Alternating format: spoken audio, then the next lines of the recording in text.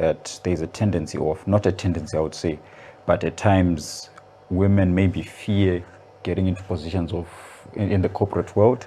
I don't know if fear is the exact word, but what would be your words of advice to a young woman, or even a woman even older than you or the same age as you, who might be, maybe there's an opportunity for them to get into the corporate world and they are hesitating? What would be your words to such a woman? So for me, firstly, is that fear fuels failure, hey? So whenever you find yourself in a fearful state, you're courting failure. Because again, fear crowds your clarity. So because you're unsure, you lack clarity, you know. So firstly, I think the corporate world is for everybody. I know we are in the era where we are really pushing for entrepreneurship, etc. And it's great. And I also do a lot of my own, you know, I don't even call them side hustles. I'm also building my personal empire outside of the, you know, the corporate world that I do, or the corporate world that I exist in. I'm on record having said that I do not believe in the concept that for a woman to become a CEO of a company, she must have formed the company.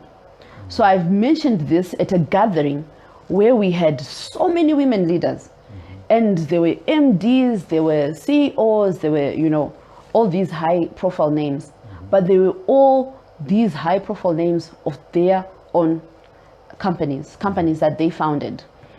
Regardless of where they are now, I believe that there's also space for women to make it to the top in blue chip companies, in what I call legacy companies. Companies that are turning 125 years old this year. There's space for a woman to head up that company. We don't get that often, and I think it is still a push that we need to go for. And it's exciting to have women taking up those positions. But at the same time, the number one stick is not for everyone, right? And I think that is the one thing that sometimes frustrates women in the process. We still we carry a queen bee syndrome.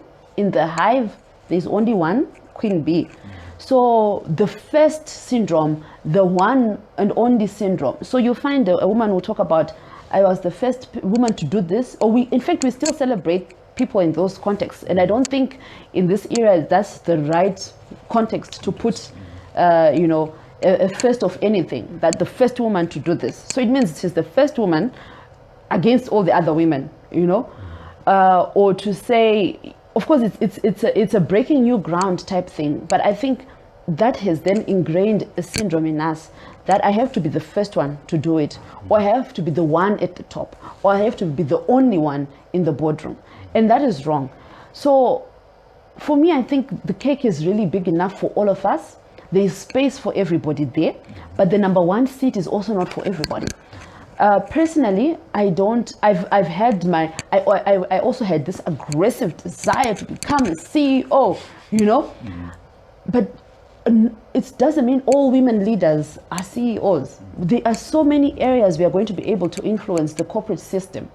I want to reach the echelons of my fraternity, and that is corporate communications. And there's a C-suite for that. There's a chief corporate communications officer role out there which can be occupied by someone. So whether it is within corporate, that in a legacy organization, in a Fortune 500, or wherever else, there is space for everybody. And it's not time for us to fear anything.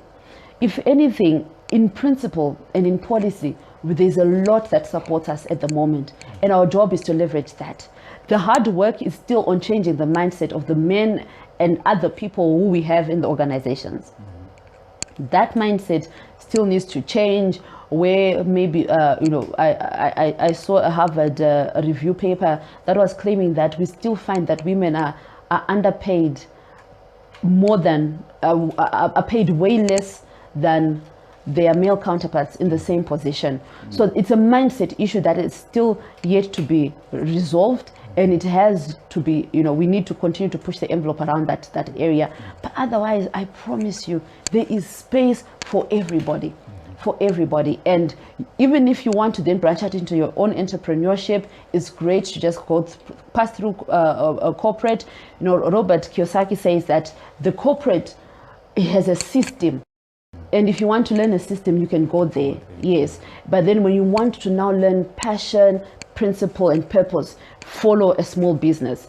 That's where you will learn that. So if you just want to learn systems, how a large system can be run, join a corporate and learn that. Then if you want to get out and start making your own mistakes outside, at least you've got the base, you know, of the necessary principles. Wow.